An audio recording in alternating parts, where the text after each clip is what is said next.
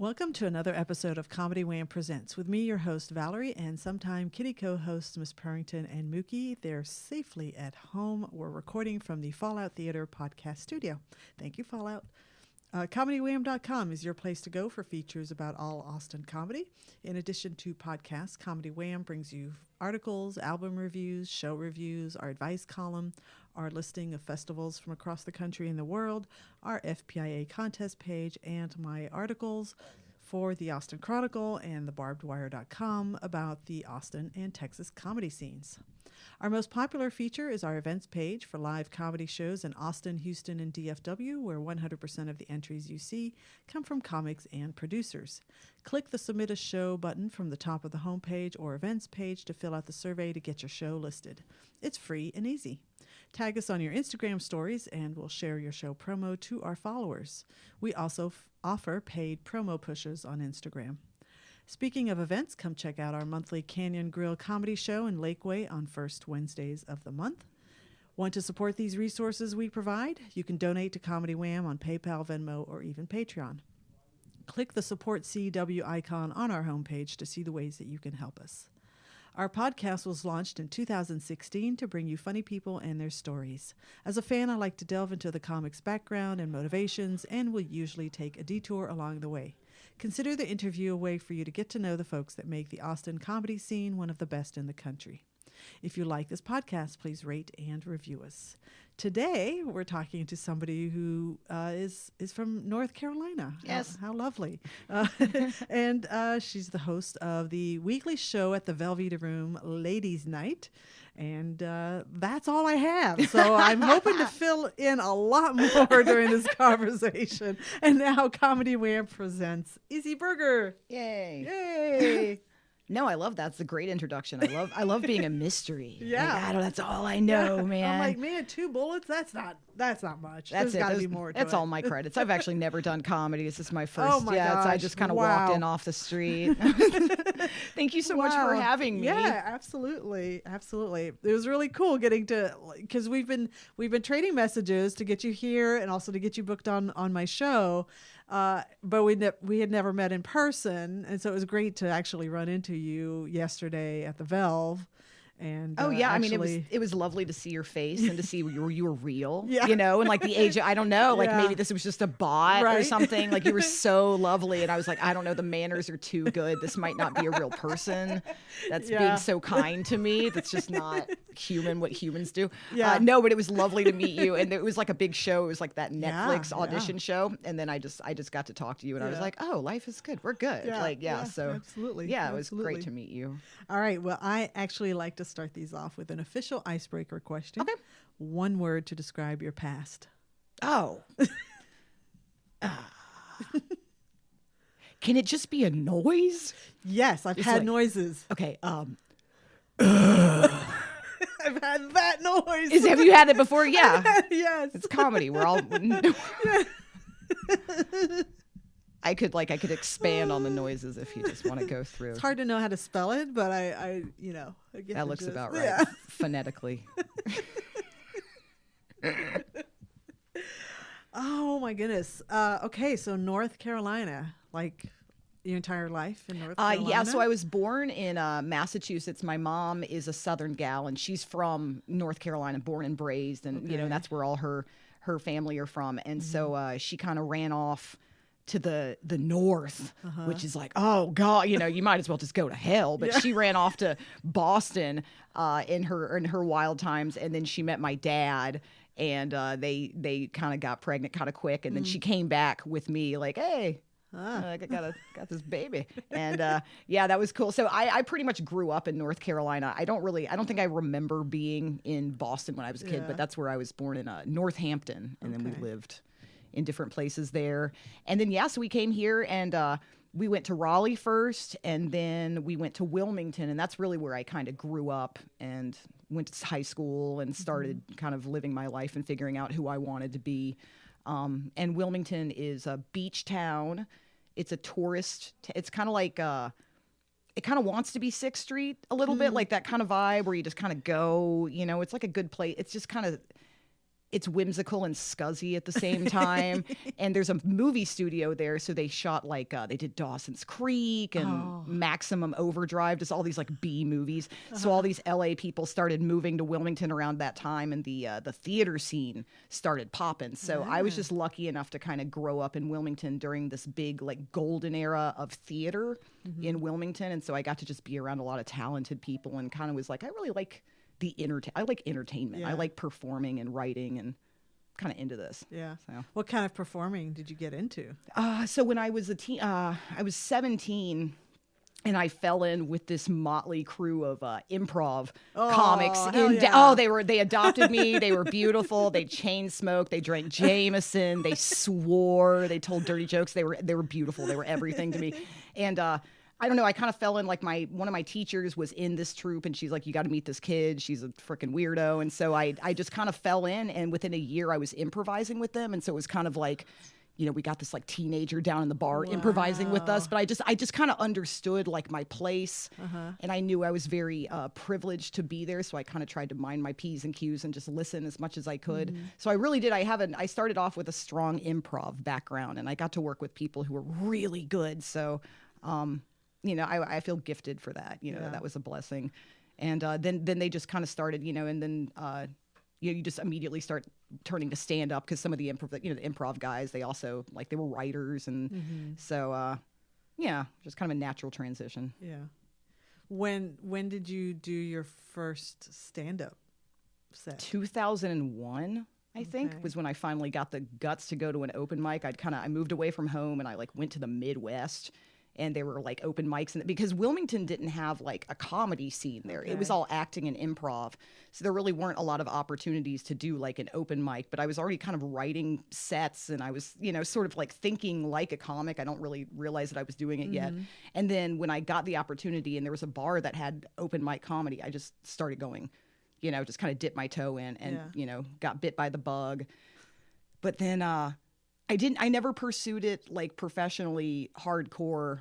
I would get really into it, and I would start doing it, and I would feel like, oh, this is scuzzy, or oh, I need to go back to school, or that I'm not going to make any, this is so much fun, but I don't know how I'm going to make any money doing it. And so then I would sort of veer off into these other, I kind of kept distracting myself. So there was a time where, I was into being an actor, and I was sending off, resumes and, going on auditions. And then I started making puppets. I was a puppet fabricator in Minneapolis. I worked for this really funky puppet theater. So I just kept doing other things. But in the back of my head, I was just one day I'm just going to do stand up full time. That's all I'm going to do. I kind of knew it was going to happen. Yeah. I just had to get old and crazy enough to jump in with both feet. Just I don't care anymore. I'm divorced. Who cares? So, yeah. Yeah. Oh, man, the divorce lifestyle is awesome. I think it's kind of a requisite for a female comic, because you have to have a real bad breakup. Yeah. You gotta rub noses with some scumbag, and that really just sets you off on a path to greatness. Yeah. Okay, I'm not going to be able to keep having this conversation without asking more about this puppet making. Okay. How do you get into that? Well, I have an art background to a degree. I never officially formally went to school, but I kind of have some art training. And so when I was in Minneapolis, I originally went to this theater looking for auditions, looking just to kind of see. And then they had a shop, and they were kind of looking for someone to help them fix things and work in the shop. And I grooved really well with the guy who ran the theater. He's this old vagabond, Michael Summers. He's a legendary puppet maker. And so we just, we would hang out and chain smoke cigarettes. And he kind of taught me some things. And there were some things I already knew. And I'm a good painter. I can resurface. So I kind of became a puppet nurse. That was my first role, is that I just kind of hung out in the shop and I chain smoked with Michael, and I would fix puppets that other people had made and broken during the show, and they needed it fixed right away. And so I kind of made a lot of things look good and got none of the credit. I was kind of a ghost, a ghost writer. And then I got to start working on their driveway tour, when they take these mobile puppet shows. They pack them into a wagon, and they take them to underserved communities and places where kids don't really have a chance to watch live theater. And they just unpack this whole thing and do a puppet show right there in a neighborhood. They'll do it at a cookout. They'll do it in a church. they'll just come right to the kids. And that was so fun. And then I became artistic director of that driveway tour, and then COVID hit. So it was just like kind of like whoa, puppet. Oh, then, you know, whatever. And then all that kind of died out. And I was already thinking I was just going to go back to stand up anyway. Like everything I do in the back of my head, I'm like, this isn't stand up. Like it's not, you know, I have to watch what I say. Yeah. I can't dress like a psycho. You know, I got to dress good. I don't know. Yeah, but so the puppet thing is cool, and I can make different kinds of puppets, and you know, if you want a marionette, I'm your gal. Wow. You know. Wow. There is a comic here. She got her start here in Austin before COVID, and I don't know if you've ever heard her name, Elizabeth Spears. No. She is an amazing one-liner style, like super, like her delivery is super dry, super like, just amazing. And she lives here in town? Yeah. Oh, I'm going to book her. Yeah, you need to book her. Elizabeth Spears? Spears, Okay. yeah. She's brilliant. Elizabeth, if you're listening right now, message me. Please, God, message me. And her jokes are amazing. And then post-COVID, I don't know what, it was interesting because I asked her about it, but she started bringing a puppet on stage with her. And the puppet delivers the jokes she used to tell before COVID. And it is brilliant because now she gets to kind of play the good cop, bad cop on stage in front of an audience. And it is so good. It is so good. Oh, I'm booking her. I'm booking her today. Oh, yeah. And she's very beloved. So the Valve loves Elizabeth. So that's like, oh, good. No-brainer. You're To doing book my her. job Yeah. for me today. Why, thank you. No, that's the thing about a puppet, because it's like they kind of have a stigma, you know, like people think like a Muppet or like Sesame Street or really, but like the kind of the philosophy of this theater that I worked at, and there's a movement of like figure theater where it isn't like anything could really be a puppet. You can breathe life into any inanimate object. Like I could pick up this like little remote control right here, and if I could manipulate it the right way in theory, and if I were a good enough actor to give it some kind of a voice, then all of a sudden you can manipulate any object. Yeah. So that was kind of getting away from the traditional idea of like just a puppet being kind of like this thing, and then it's for kids, or it's like, you know, you can use a puppet to deliver some really powerful, you know, messages. You can really like screw with people's heads with a puppet if you do it right. Yeah. You know, so God, if she's bringing a puppet up on stage, I got to get her on my show. I gotta Comedy Wham, bringing the puppet community together. There we go. Elizabeth, call me, baby. Call me. Okay, so back to Izzy, though. So, Izzy, you went back to North Carolina during COVID? No, I was in Minneapolis during COVID. Okay. Well, actually St. Paul technically, but no one admits that they live in St. Paul. You just say Minneapolis. But I was I was on the west side, so we were close. So I was there through COVID as well as the Floyd protests. Oh, I went gosh. so I kind of the whole it was a crazy time. And then shortly after that, I decided maybe it was time, you know, the marriage was done, the city was burned. It was maybe time to go home. It was time. My favorite liquor store got burned down. I didn't want to, you know, it was just everything got kind of really bad there for a while. And there was just like the vibes and just like, and what had happened, and people were so angry, and then it wasn't handled well. And so, I don't know, that just kind of seemed like a sign. Like, ugh, you know, it's kind of, and then I went back to the comfort of my home state and my mom being nearby to make me pot roast because I can't cook for myself.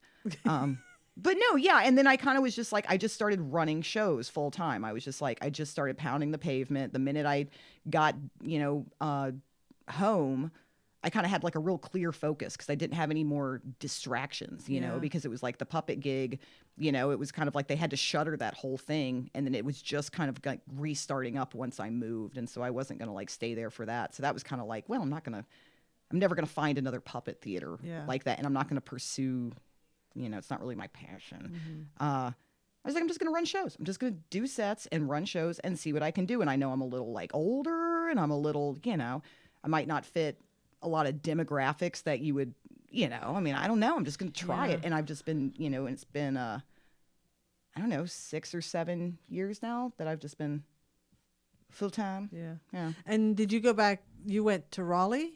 I went to Wilmington first. Okay. Even though they didn't have a comedy scene. They had a comedy club then, which I didn't know. Okay. I didn't know. I moved back home just to kind of get my head together, and they built this whole ass comedy club that I didn't know about. Dead Crow. It's a great club. I had no idea.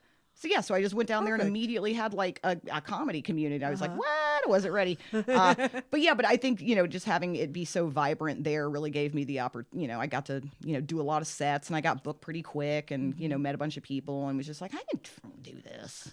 And then I kind of outgrew, Wilmington is a smaller area, and I was having to drive to like Myrtle Beach and Murrells Inlet, which is exactly how it sounds, just places where there weren't a lot of teeth in the head, in the faces of that I was looking at. And I was like, you know what, Mama can maybe do better. So then I went to the Triangle, which is like Raleigh's the capital, and you've got all the other big cities around, and just ran shows and then did road gigs, and I drove millions of miles on my car. And and then I kind of felt like I got to where I could get with that, and I was, doing really well. And I was like, all right, now here's the next step. I'm going to go somewhere where it's real, concentrated or whatever, give it a shot in Austin. Yeah. So did you feel like after, all those years of saying, I want to get back to stand up is what I want to do. Did you feel like that wait was worth it? Or did you ever think to yourself, man, I wish I had just...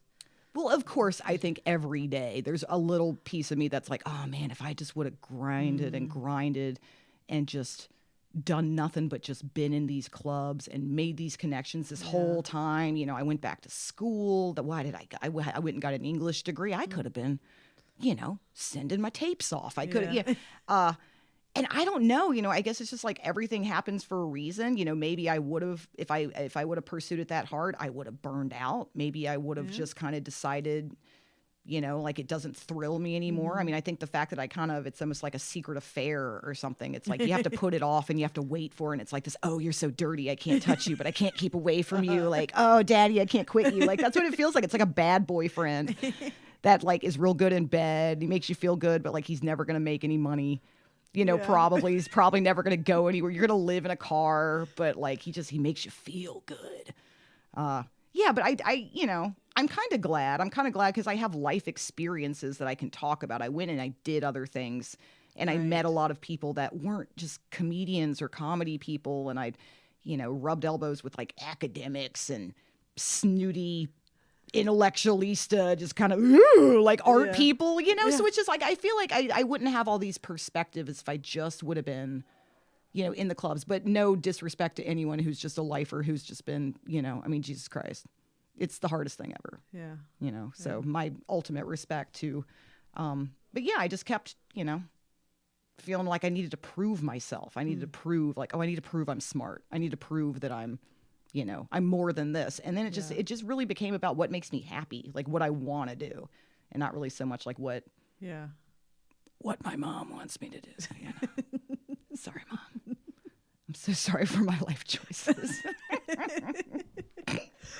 So, are there highlights from your time performing in North Carolina that you want to talk about? Because I want to get into like your time in Austin, obviously, but I don't. I opened for Dave Attell. He was beautiful. Oh my gosh! Yeah, got to. That's big. It's kind of a last minute thing, but I just I got called and I got to. He's beautiful and he's everything you'd think he was, and just being in his presence, I felt like I got 10 points smarter, and it was just, I got to see both his shows, and he did a completely different set, he did two totally, and he was just the way he was able to pivot between the early crowd and the late night crowd. And he was just sort of like exactly what those crowds needed. And, that was a lot, but I got to meet some really cool, like headliners. Like I really like, Miles Weber. He came down. I don't know if he's, I hosted for him. He came down, but it was a smaller show. I'd like to bring him down and bring him to the Velve, but like he's phenomenal. And then I really liked Brittany Schmidt. She was really cool. And just, just meeting cool comics and running a lot of shows in places that don't get a lot of comedy shows. Yeah. You're obviously a very easy person to have a conversation with. Is your style of comedy like I mean, I know I saw you perform last night, but is your style of comedy, like, you seem very off the cuff, but No, I scream at people. That's the thing. That's what people, they see me on stage and they think I'm a psychopath. And then they come talk to me and if I had a nickel for every person, it's like, oh, you're nice. Or like, oh, she's really kind. And they like, because I mean, I'll get up there like, I fucking hate this and I hate this. And everyone's so stupid and you're in love. Isn't that gross? Fuck yeah. You know, I don't know. I kind of get off on like, you know, making people think I'm like this hedgehog, you know, and then they meet me and they see I'm normal. But no, I mean, my style, it's less off the cuff than I would like people to think it is. I would love people to think that I'm just this riffing genius, but really it's mostly just scripted and crafted and calculated. And these are just, I've rewritten this rant over and over and over again, just to kind of have it in my pocket or have that toolkit when I really need it. I'll be able to have this material because I got the memory of a goldfish, you know? So I really have to, I'm not as crowd worky as a lot of comics. I'm not as improv based. I think some people, they go up and they kind of have a couple of bits in mind and they just kind of know that I'll be able to work this crowd, or I just kind of have this thing where I'm going to just kind of screw around with everyone for a while. And I go up there with a script. I mean, I go up there with, you know, my set's basically a monologue with little time to, you know, if something fun happens, we'll play with that. But I never plan on riffing. I don't trust myself. I don't trust what's going to come out of my mouth. I want to come back to that club. You know. So how did you settle on, okay, so we can have a conversation and you're very like, you know, nice, kind, calm, and then but on stage you've got this like very in your face kind of persona. Well, I don't know why. But, you know, it's like you develop your style and your voice. Like comedians are always like, you know, I kind of started off and I was like this kind of a comic. And then I realized people, you know, responded to me more when I was more X, Y, and Z.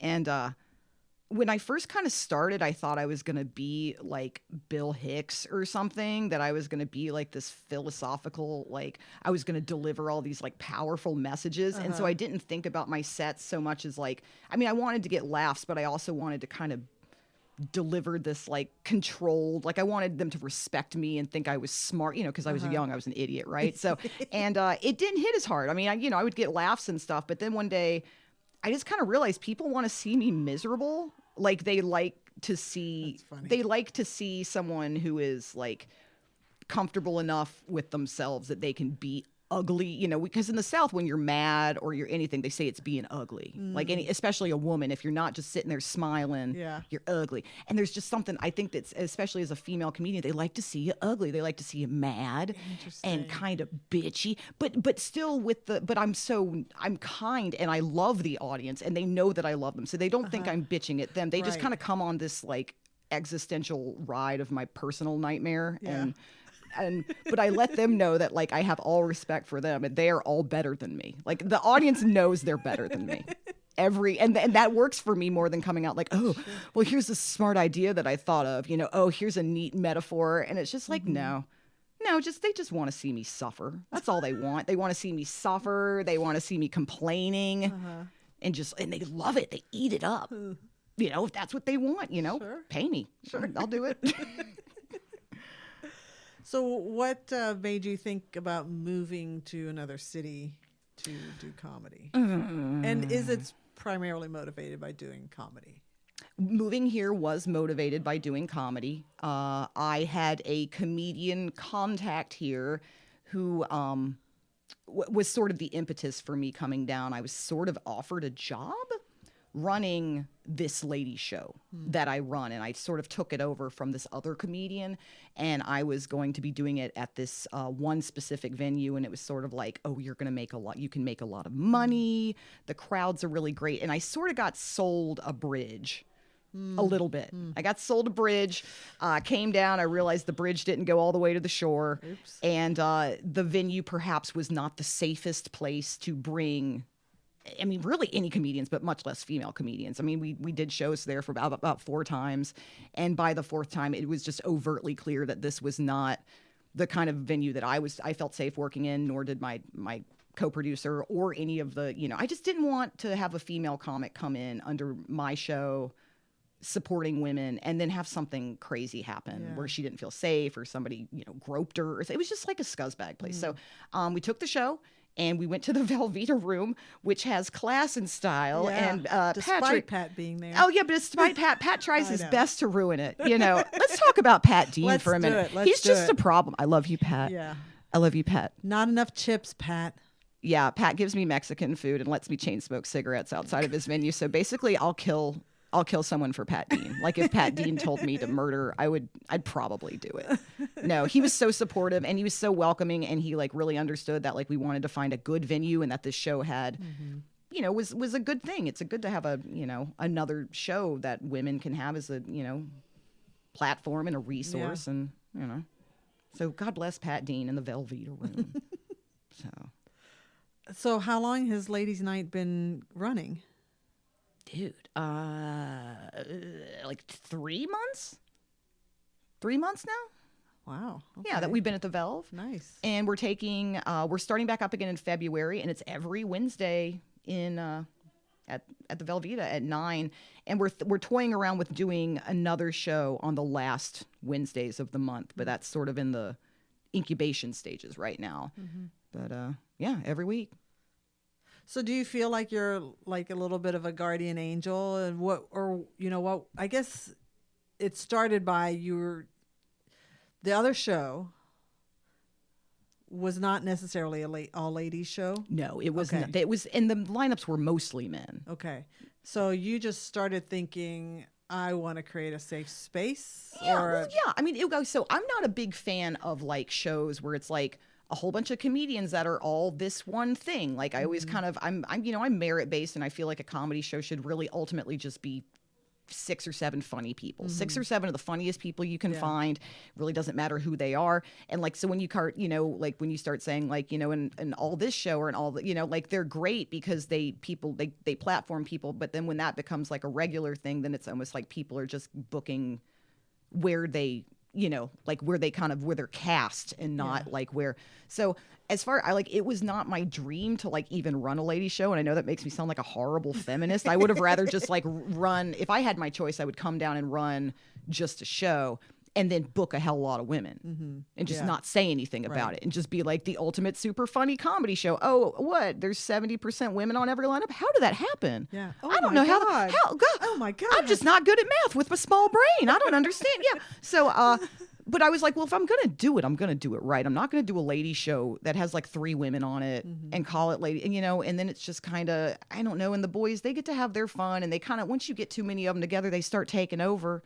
It kind of, so I'm just like, no. So the way we do it with my ladies' night is it's an all-female lineup. We got top headliners. We got, like the best chicks I can find, and one man, and he's the diversity hire, and we're kind of mean. We're not mean to him, but we make him work a little harder. I give a little speech about how men have a little more trouble in comedy. It's not fair to, the men should be able to be a part of a good show too. I just say a bunch of trolly ass shit. And then of course the man spot is like the most coveted spot on the show because everyone loves them and they come out and they're just, they love them. But no, yeah, I really want it to be a place where it's like, if you're a comedian in Austin and you're also a woman, it's a hard industry. It's real hard here for a girl. You got one place that you can come. If you got to work on something, if you're professional and you have good sets, then you've always got a home at Ladies Night. If you got a big show coming up, come down and, try out your material. I just want to kind of to be a safe place and just a resource where at least, the gals all know there's one place they can go. And right. I'm kind of a right fighter too. I'll admit it. I'm sort of a, I don't know. Should have gone into politics or something, but I don't know. Not good at glad handing. But so if you're a female comedian in the sound of my voice and you're looking for a place to hang out where you don't feel oogie, come to Ladies Night. Nice. Yeah. Nice. Well, let's take a little intermission break here with my little card game. Oh, shit. Where Should We Begin? It's by Esther Perel. Have you heard of her? She was just referenced in an SNL sketch, I think. So she's blown up. Now she's like this worldwide famous psychologist, and people like go to her for like couples therapy and crazy stuff. This is therapy. I thought we were gambling. No, You're giving me therapy. I need this. It's not, I don't know if it's therapy, but these are prompts, Okay. and you're going to point to one of these two cards that are here. Okay, so that's going to be mine to read to you after you read this one to me, and we'll see where this goes. Okay, so I read this to you. Mm-hmm. A story I tell about myself that isn't entirely true. Oh my God. I'm not a good liar. That isn't entirely true. I mean,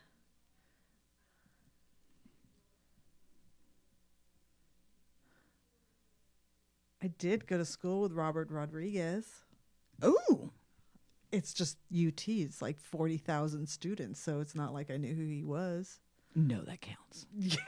That totally counts, dude. You should put it on your resume. I know.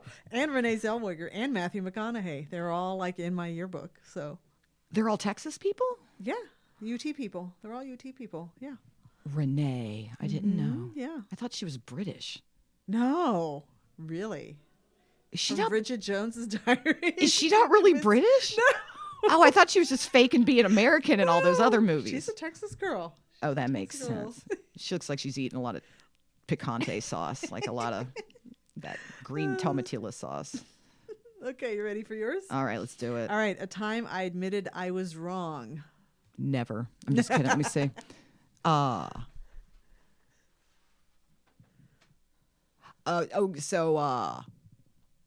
had to book an entire show in a day and like promote it because I thought no one was going to come to ladies' night on New Year's. Like our show like fell the day after New Year's, and I was like, nobody's going to come. So I just was like, I'm going to give myself a week. Didn't do any work, didn't book anybody, and accidentally left the website up for ticket sales, and we sold 15 tickets or something. So I had to but I was like, everyone's like, why aren't you doing a show? I was like, dude, no one's going to come. I was so opposition. I was just defiant, just telling everyone they're stupid. Like, if you think anyone, and then we sold all these tickets. So I had to call all these comedians and just be like, hey, please help me. I fucked up, blah, blah, blah. So that I was very wrong about that because I made a big fuss about there's going to be, who's doing a show on New Year's Day? Yeah. That was like one of the biggest days out on 6th. Like that's people were rabid. Yeah. So, yeah, I'm wrong all the time. I'm wrong all the time. My boyfriend's right here. I'm like looking at him and seeing. No. Yeah, he's terrified of me. Yeah, I got my boyfriend sitting right. I was wrong about him, too. He was like, I think I have feelings for you, and I about fired him. He's my co-producer, and he was like, I think I have feelings for you. And I was like, you're unprofessional. What did I say? Said you're unprofessional. Would you come here to get laid, or did you come here to learn how to do comedy? You need to think about your priorities. I said I was going to fire him and stuff, and then he was like, "Oh, okay, cool." And then he just came back to work and didn't act like anything had ever happened. And then I was like, "Wait a minute, you don't like me anymore?" Yeah. So now we're dating. So that's good. That's a fun. Yeah. Thanks. Thanks for that. Oh, sorry, boys. I'm taken. Yeah. In case you've been listening this whole the sound of that voice. Do I read you more about? No. Okay. So no. Card. I just like sitting in this awkward silence for just a moment longer. This is what our relationship is like. We just kind of sit and awkwardly, just like. Is he who you were talking about on stage with the age difference? Oh yeah, this is it. This is my secret shame. I didn't know he was as young as I didn't know he was in his late 20s when we were working together. I assumed he was in his 30s because he's just he's dead behind the eyes. Like you can just tell his life has been really hard, and he just kind of I don't know, just seemed kind of tired. So I figured he was in his 30s. Everyone's out on 6th Street. Everyone looks like they're 50 anyway. I couldn't tell, and. And then when he told me how, that he was 28, it was too late. I'd already seen him without a shirt on. So there was no going back. And I'm sorry. And that's another thing. I was like, oh, people who date someone so much younger, they're gross. What's up with these people? Why would you date someone that's like 10 years younger than you? I'm going to say 10 because that sounds good. And I don't know. I get it now. So sorry, all you chicken hawks out there that I was ragging on with your young partners. I get it. It's only gross when it's an old man and a younger woman. It's never gross when it's an older woman. Oh, yeah. And I mean, I'm going to get my whole face taken off my head, stretched back over like one of them apple. I swear to God, man, I'm going to get that Ozempic face. Whatever they do, they take your whole head off and they stretch it back on. You look like you're 10 years old. Yeah. They're going to be like looking at him like he's a pedophile by the time I get all the surgery I'm getting done. I'm going to look like Madonna this year, not Madonna from last year. Madonna this year is now 17. Oh, man. Yeah. So. Oh, boy. The wonders of science. So you put on this show. Are there any other projects that you are either working on or that you're like looking into creating? Yes. So I am currently co-producing a show called The Dark Hour. It's actually this Wednesday at the Velveeta with another comedian named Luke Stamm from Colorado Springs. And this is a show that kind of him and his boys made back home, and now I'm kind of helping him like bring it down here as the envoy. And so so we'll be co-producing that show, and if that takes off, then that would be hopefully something that would be a regular thing. Mm-hmm. And then I host at Narbar on Sundays, and I sometimes run sound at Narbar just because I want to play the music I want to play. And it's like a 90s skate bar, and I can't abide the music that they're playing, this like emo music that got written in like 2024. It's like, no, we're listening to The Offspring. You kids, shut up. You don't know what good music is. We're listening to Oingo Boingo. You can kiss my ass. So I just kind of come in there and take over the sound system and then be like, throw me a spot. I did work. Like, I'm such an asshole. Look at all the hard work I did, having fun. So that's a pretty good deal I got going. But I don't know. I mean, I'm just doing spots. I'm doing the Chosen show at Roscoe's on the 30th. Yeah. I've got some other, I've got some really fun gigs coming up. I haven't been submitting. I kind of got like a little, just running this show. I want to run this show really well. And then, I do a lot of like writing and kind of just like adjusting, so I really haven't been reaching out the way I kick myself and I say I should be like submitting a lot, but I just kind of I'm just kind of meeting people and then making connections. And if like, if somebody reaches out to me, I'm like, hell yeah. But I don't know, maybe EPKs in a couple of months, start doing the, because this city is, more than, believe it or not, more than comedy. There is a ton of acting, obviously theater activity going on. So, I mean, if acting was ever something that helped you like just, pay rent kind of deal, there's plenty of opportunities in this city. Well, I mean, that's the very lovely, I did not realize how lovely this lovely Fallout Theater was. I was unaware of what an amazing venue it is. So I would probably be nuts to not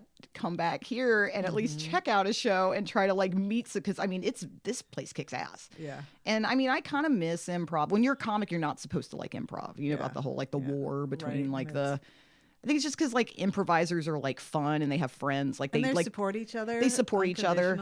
And then comedians have access to better drugs. Yeah. So it's just like you have to, each one has their benefit. Yeah. If you want to, if you want to have someone to help you break into a house, you're going to need a comedian in your life. Someone to help you like cheat on your wife and lie. You have a comedian, and that's but no improv. And I mean, I didn't have any more fun than I ever had when I was a teenager improvising with those guys. And if I could get that feeling back and just drink it in a bottle every day, I'd be fine. But who knows? Maybe I'll get just feel like I could expand my horizons and check out. I mean, I know that Austin has this amazing theater and improv scene. Part of me is worried I'd have so much fun. I'd just be like, I don't need to do a set tonight. I don't need to. Maybe I just want to do this. I can't let that voice win. Well, I have recently, so I've certainly done stand up. I'm not committed, married to it, but I had to stop during COVID, and then last year my son went off to college and I started taking improv classes, and I am an improv junkie now. I love it so much, and I feel, because I host my monthly stand-up show, I feel like it has been so liberating to take improv, because now I don't give a fuck about my stand-up. when I do my hosting. I'm just like, I'm going to play here and I'm just going to riff on a couple of things. And I know I can make people laugh. I'm just going to, go have fun. Well, I mean, it's an invaluable tool. And I know when you're a stand-up and you don't have an improv background, kind of the idea. It's just like, it might seem this or that, but I'll tell you what, dude, it is scientific fact that improv, it will make you a better comic, whether it's to help you learn to write quicker or think on your feet or just kind of come to another place in your psyche where you can be comfortable like that. Like improv will help you with your stand-up. Yeah. 100%. And kind of, I don't know if it's vice versa so much.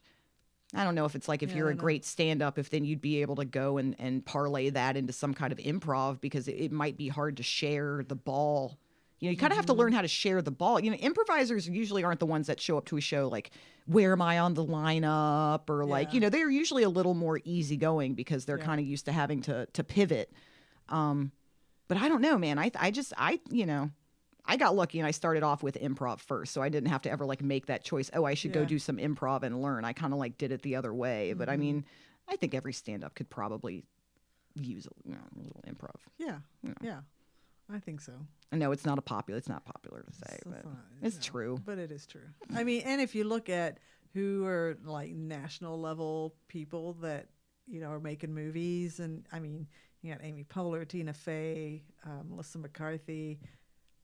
Can't think of guy names, but I know you've got all the Reno 911 guys. You've got Thomas Lennon, who's written like so many movies. You wouldn't realize how many movies that dude written. Some of them aren't comedies; they're like kids movies and like weird horror movies and stuff. And it's just like Thomas Lennon's name on it. And he's big improv guy. Yeah. All the Who's Line guys, Yeah. So And then you also don't have to be famous. That's the whole thing. If you're a good improviser. Or you're like, even if you're a good comic, like you don't have to achieve this like level of mega stardom to be able to just be really good at what you do and make a good enough living. Like there are always people that are going to pay for entertainment. You might not be on the cover of a magazine. Right. You might not have, 8 million like social media people giving you hearts all the time, but like you can be really good and you can make money. And, if that's enough, you can live the happiest life you could ever, live. But it's the fame thing, I think, that makes people crazy. Yeah. Have we talked about stuff that is there anything we haven't talked about that you want to?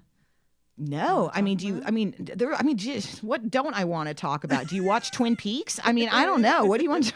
I mean, I did. I will literally talk about anything. I'm interested in many things. What do you want to talk about? Well, it's not about me. I'm not used to that question, so I don't know. You want to hear my, I'll tell you my Austin celebrity encounters. Ooh, how about that? I'll tell you all the famous people I've met. Okay. Duncan Trussell. I think he might actually be Jesus Christ. I think he might be the incarnation. He is the kindest. Oh. I barked him into a comedy show. I didn't know who the hell he was. And I'm just like, hey, do you like comedy? And this bald guy just turned and he goes, yeah, I do. And he looked right in my eye and I said, fuck, it's fucking Duncan Trussell. And I was like, I start panicking and I'm trying to like back away and give him the dignity of just like not having this interaction with a commoner. And he's like, no, hey, well, I'm doing a show right here, points to the fucking mothership. And he's like, well, where's your show? Is this where your show is? Well, let me see. Is this you on the flyer? This is great. I'll come back. And I'm just like wetting my pants. Wow. I'm just like, I just want to tell him like, you don't have to talk to me. You don't have to be so nice. I'm the idiot who didn't know who you were. You should like be offended that I didn't. But he was so kind. And then he like turned away and he walked down the street and I swear to God, a fucking ray of sunshine came out of a cloud and like shone on him as he walked away. And I said, that might be the Christ. Like, I'm not a Christian, but I think I might have just been the first to see it. Like, holy crap. Wow. So he's kind. And then who is that douchebag? Who is that actor that I hate now? Oh boy. Bradley Cooper. Let's talk about Bradley. Really? Oh, if you're listening right now, Bradley Cooper, you can go fuck yourself. Okay, so I'm barking. Once again, all these things happen when I'm barking out on this fucking street. So I'm out there barking. And this guy walks by. I said, hey, do you like comedy shows? And he kind of, we don't have a video, but he kind of, if you're going to like catch a basketball and you put all your fingers out straight in a straight line and you just put it out, like get the fuck over, that kind of motion. He did that right to my face and then like walked away.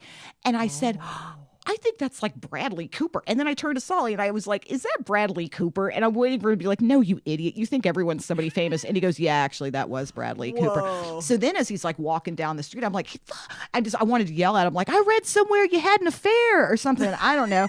But it's just, I don't know. So now it's like, I don't care about Silver Linings Playbook anymore. I don't care about A Star Is Born. If that was him too, I won't watch your movies anymore. I'm not going to support your career. I think you're on Ozempic. Your face looks hangy. Bradley Cooper. Yeah, and I think that's about it. And I think we saw Woody Harrelson or something. That might have been a homeless guy. I don't know. That might have actually just been a bald homeless guy. But no, Bradley Cooper he can die. Well, that's unfortunate. But I'm a nice person. That's the thing. I'm a nice person. And I don't wish ill on anyone. Other than him. No, it was just the fingers, the straight fingers. And unnecessary. I think he was just like surprised I didn't like know who he is, but it was like 12 degrees outside, and plus he looks different now. You know, age is a cruel mistress. Oh, that's something we can talk about actually, because obviously with me and all my gray hairs, it is different going into a room to perform comedy with a bunch of 20-somethings. How have you dealt with that feeling of, oh, I'm so different, but also I realize, because this is my personal belief is, well, don't just have 20-somethings on your lineup. Actually get some diverse voices, because your audience is all diverse people. So they might be, maybe some 20-year-old has brought their mom or dad to the audience. So having somebody that's a little bit older might actually resonate more with that person. Yeah. Well, I've been asked more questions about if I'm going through menopause than if I feel like in a normal work environment that I would have people just kind of come up and they just kind of ask inappropriate things. Or Jesus. Yeah, I know, but then also they're all trying to sleep with me, so make up your minds, Austin. No, I mean, I've had comments made about but I'm okay. I got some streaks, and I got some crows, and I got some, it's very clear I ain't 20, but then also I kind of got like a young spirit sometimes, and I'll go up and I'll murder like a 20-year-old, and then they can deal with it, and they can come up and they can talk to me, and they can interact with a grown-ass woman. Yeah. And they can just, they can see that we are also capable of doing this job. And so at first I kind of came in I was just sort of not setting boundaries, but just sort of being okay, this is what's not appropriate. Like, I'm not going to let, this kind of stuff get said, or this kind of thing.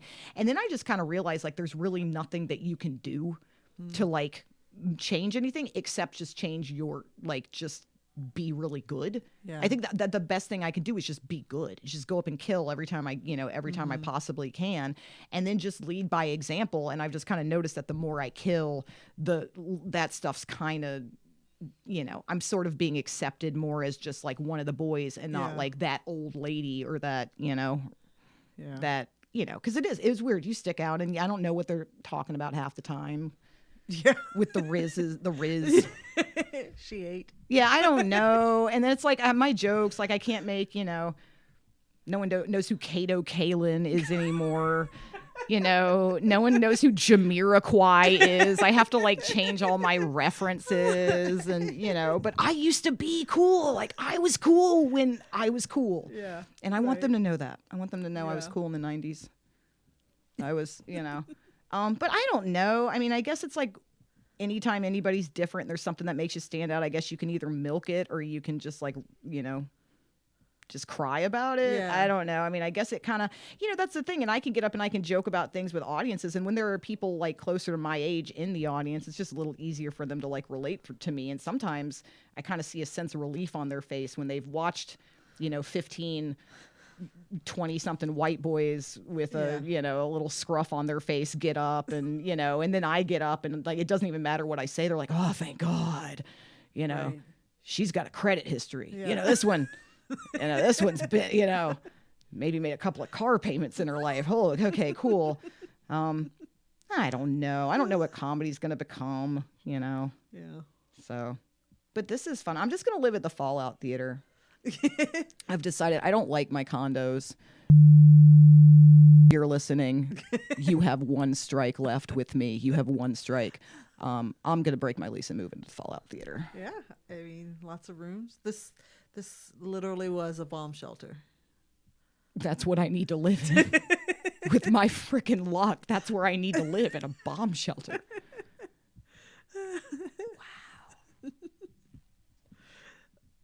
And there's some great shows, variety shows, stand-up, improv shows, all here. Did I take a booking from you on your show? Well, but my show's out in Lakeway. Okay, that wasn't you. Okay, No. good. Well, shit. You better figure that out. I got to figure out who booked me. If you booked me and you're listening to this, send me a message on Instagram. Shit.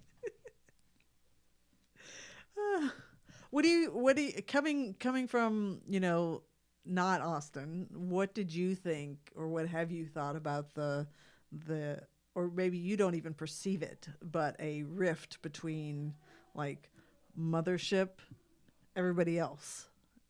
Does that even cross your mind ever? Oh yeah. Do you? Yeah.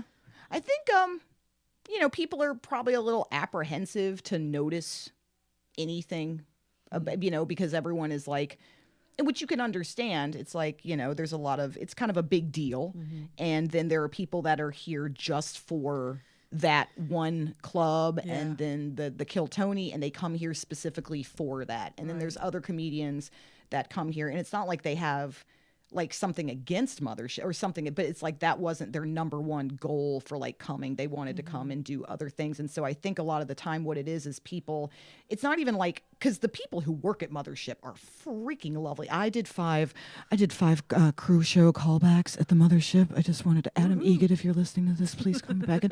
But I was in there, and they're lovely. They're lovely. They couldn't have been kinder or nicer. So it isn't like trickling down. This isn't like Mothership doing this. It's kind of like people who come and they sort of like they're worshiping at this one temple, and then other people are worshiping at this other temple. And then they have ideological differences because they're like, I'm pursuing this dream. And if you're not pursuing this exact same dream, that means I'm doing something wrong. Yeah.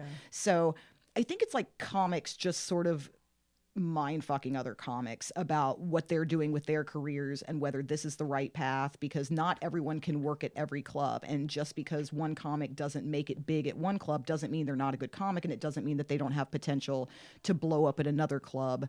So I think it's a lot of people being competitive, and it's a lot of people like sort of like saying, well, I do it this way. If you don't do it the way I do it, then you're not a real comic. And we all know there's 1,000 different ways to do this craft. There's 1,000 different ways to, be an entertainer, make people laugh, and make money off of it. And that's ultimately what we're all trying to do. Yeah. And so, yeah, I think once, because it's like, it was a big deal that it came, and it kind of like changed the climate. And it's sort of like, and now it's like this period of adjustment where it's like Mothership's blowing up, and sort of the other like venues around are sort of benefiting from that, just from having those spillover crowds, and that we're having comedy tourism, actually people coming here just to walk around and catch random comedy shows, which is like, as a comedian, you pray for that, right? Yeah. So it's like, in some ways it's this amazing benefit, and it does exactly what, the people at Mothership claim that it really did help the scene, but it also did create this sort of old Austin comedy, new Austin comedy sort of a thing.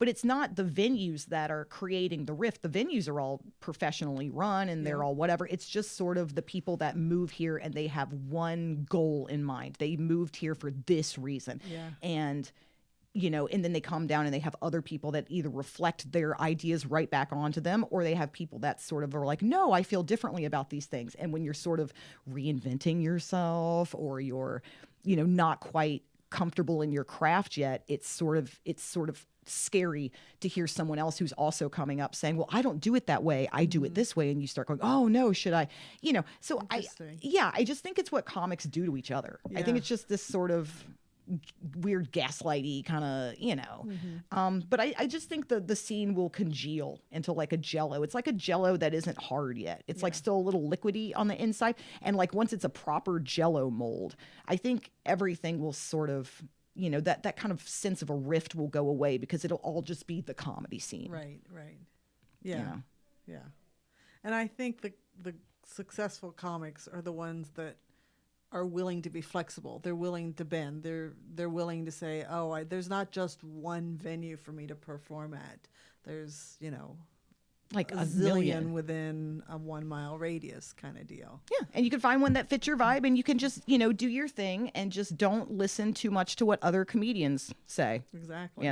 Just like have friends that aren't comedians and, go to places where comedians don't go. And, there's a lot to be said for that. Having friends that are outside of this weird little universe that we're in.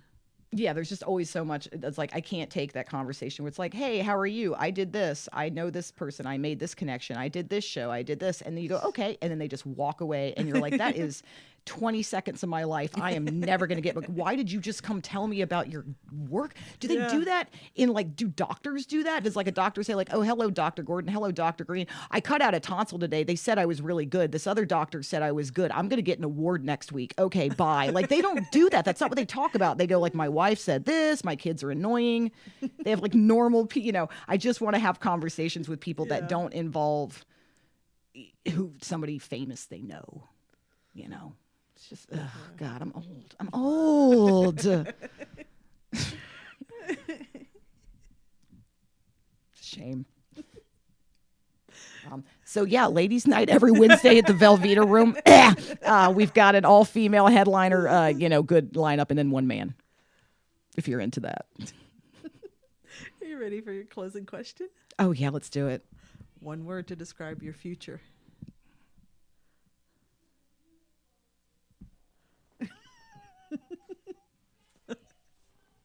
He's shaking his head. He said, don't say engaged. Let's say auspicious.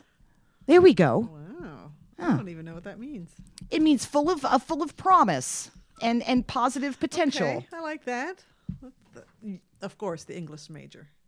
I know. Yeah, and then, what? There's $10,000 right there. There's my student loans right there. It's all right there. Thank you. I regretted it the whole time I got this education, but I knew one day I was going to go to a podcast. There we go. Yeah. Sounds smart. For sure. All right. Well, that is a wrap on Comedy Wham Presents Izzy Burger. Izzy, tell us where we can find you on social media and promote your projects. Oh, fantastic. You can find me at Instagram.com at Dance for Grandma. That's Dance for Grandma, all one word, no number. I'm not Prince. Don't look at me on Facebook. I'm on Facebook, but don't go there. You can find me at the Velveeta Room most of the time. I run the show on Wednesday, and then I do spots, and I'm just kind of up and down 6th Street, just walk. If you see me wandering, just take me home. Like, if you see me wandering around, if I look lost, if I'm sad, just take me home, take me back to my condo, and just, like, give me some food. But, yeah, I don't know, and I am available for bookings if, forget all the, how this podcast went, but I am available. If you would like to pay me to entertain a crowd for you, please, She'll be on the Canyon Grill show out in Lakeway. Yeah. Wowing suburban audiences. Oh, if anyone loves me, it's suburbanites. We get they love me. The only people that don't like me are like really rich, old. Oh, well. White ladies. But no, you don't understand the kind of rich I'm talking about. I'm talking like yacht rich.